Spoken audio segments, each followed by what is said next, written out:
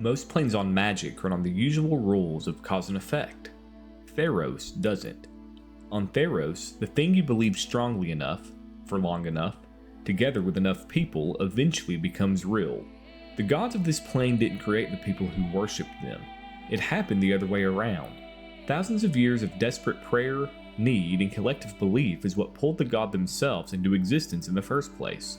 That single premise changes everything about how this plane works. Its politics, its wars, its heroes, and eventually its god's own destruction.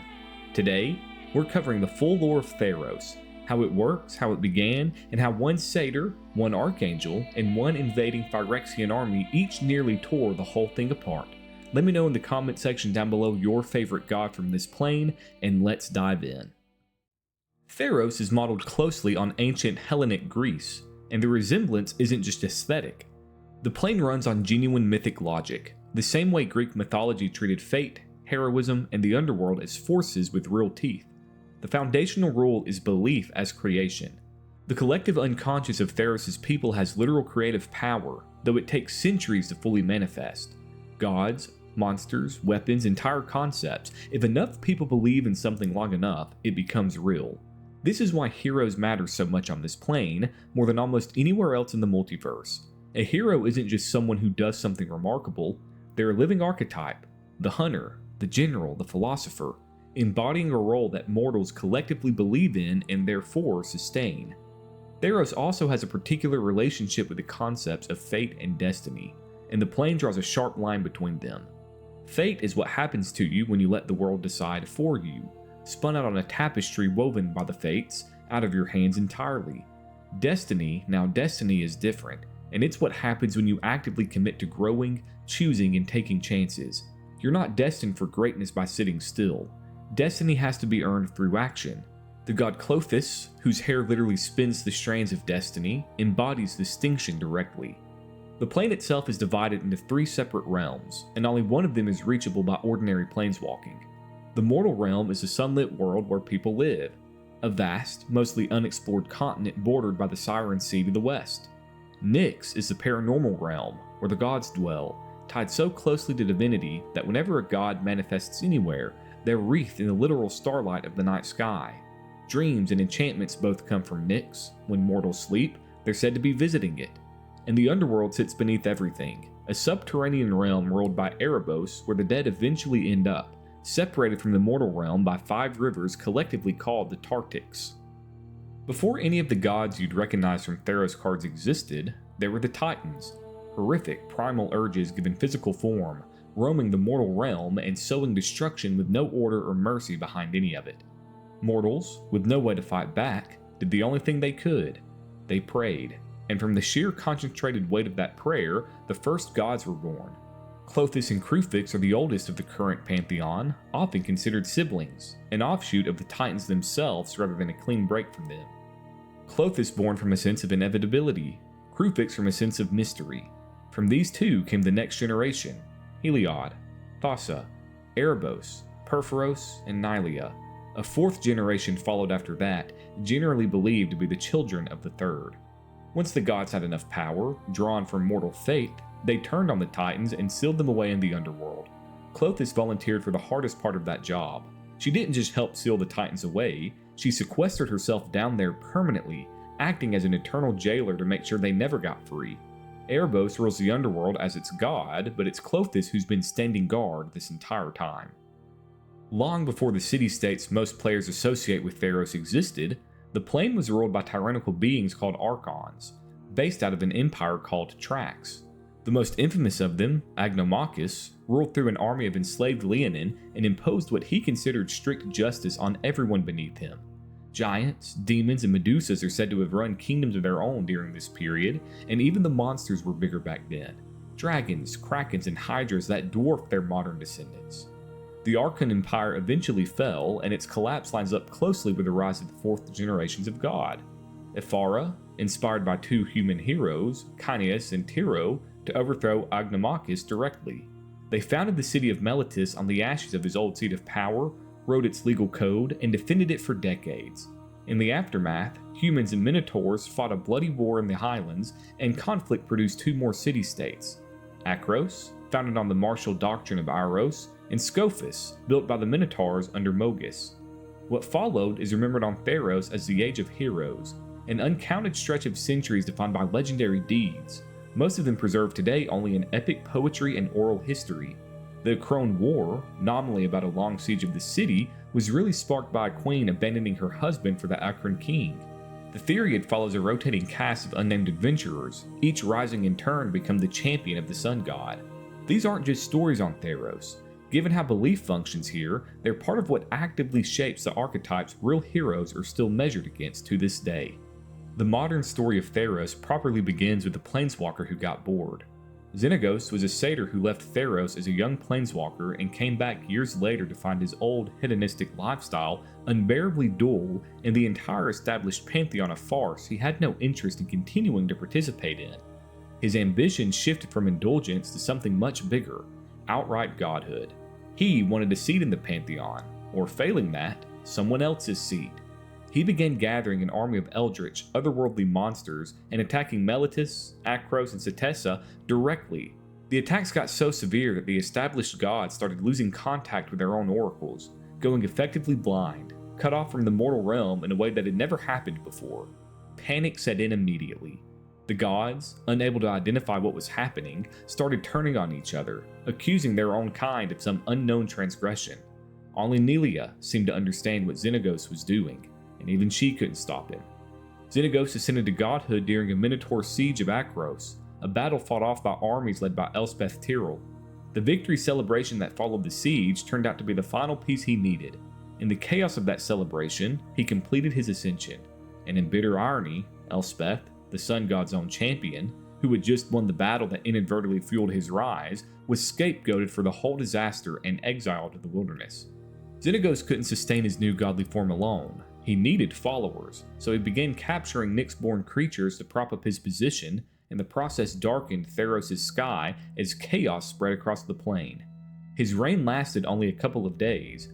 Elspeth and Ajani Goldmane arrived in Nyx to confront him directly, and in the fight that followed, Xenagos knocked Elspeth down and reached for a weapon, Godsend, hoping to use it to cement his new power. Instead, Elspeth managed to throw the spear directly into his chest, and the arrowhead buried inside him, planted there earlier by Nelia before his ascension even happened, detonated and shredded his heart from the inside out. Xenagos died in Nyx. Because of how divine death works on Theros, he couldn't manifest afterward in the underworld the way a mortal or another god might. He was simply gone. In the aftermath, Elspeth made a desperate trade, offering her own life in exchange for her lover Daxos, who she'd accidentally killed under Xenagos' manipulation earlier in the same conflict. Erebos accepted the deal. Heliod, reclaiming Godsend, personally struck down his former champion and had Ajani carry her body to the underworld to complete the bargain.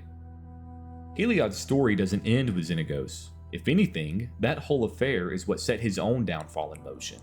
Watching another being claim godhood, even briefly and disastrously, left Heliod deeply unsettled about the fragility of his own immortality. He decided he would not allow anyone else to threaten his position, not even the other gods who'd always shared the pantheon right alongside him. To secure himself, he pulled the soul of the oracle Daxos out of the underworld and remade him as a demigod champion, instructing him to erase every trace of the other god's presence from Meletis. The rest of the pantheon wasn't going to stand for it. They called up their own champions from the underworld in response, and just like that, the gods were formally at war with one another. The fighting had consequences nobody fully anticipated. Rifts opened between the underworld and the mortal realm, letting Erebos' monsters and the sealed titans themselves start leaking back into the mortal world. Elspeth, meanwhile, was still in the underworld from her earlier death. The planeswalker Ashiok found her there and equipped her with a weapon forged directly from her own past trauma, Shadow Spear. She escaped the underworld with a single goal: kill Heliod. Clothis sent the Nyx-born Calyx after her to bring her back before she could. What ended Heliod's reign wasn't a straightforward duel. It was belief itself. Elspeth publicly claimed that her weapon, Shadow Spear, was the true Crusaor, and that Heliod's own spear was a counterfeit. Because belief on Theros has literal creative power, the more mortals started accepting her claim as true, the weaker Heliod's spear actually became, until it shattered outright the next time it clashed with her. Heliod was forced to yield. Erebos, who had wanted his old rival dealt with for a long time, imprisoned him in the underworld permanently. Elspeth had just defeated the underworld's god's most hated enemy, and Erebos rewarded her with his eternal gratitude and permission to leave. She said a final goodbye to Daxos and planeswalked away, with Calyx, whose spark had ignited sometime during the ordeal, following close behind her. Years later, New Phyrexia's invasion of the multiverse reached Theros, and it exploited the plane's core mechanic in the cruelest way possible. The first wave, led by a completed Ajani Goldmane, targeted temples and places of worship directly, because belief on Theros runs both directions. Gods sustain their followers, but followers shape their gods. Completing enough of the god's devoted worshippers eventually dragged the god themselves into completion too. Faith became a vector for infection. Most of the pantheon fell to this. Meletis became the last real bastion of organized resistance, assaulted from air, land, and sea by wave after wave of Phyrexian horrors, held together in part by Ithera, one of the few gods who survived the invasion, sustained directly by the desperate belief of the people sheltering inside the city's walls. Outside Meletis, the roots of Realmbreaker reached down into the underworld itself, where they ran straight into Kroxa, the titan of death's hunger, whose voiding maw simply obliterated the invading force that found it. Eventually, the tide turned when angels from New Capena arrived to lead a counter-invasion. In the chaos, the completed Heliod was distracted long enough for Kaya Kassir to kill him outright. His death is confirmed. Aethera's survival is confirmed. Erebos' completion is confirmed. Beyond that, the record gets murkier.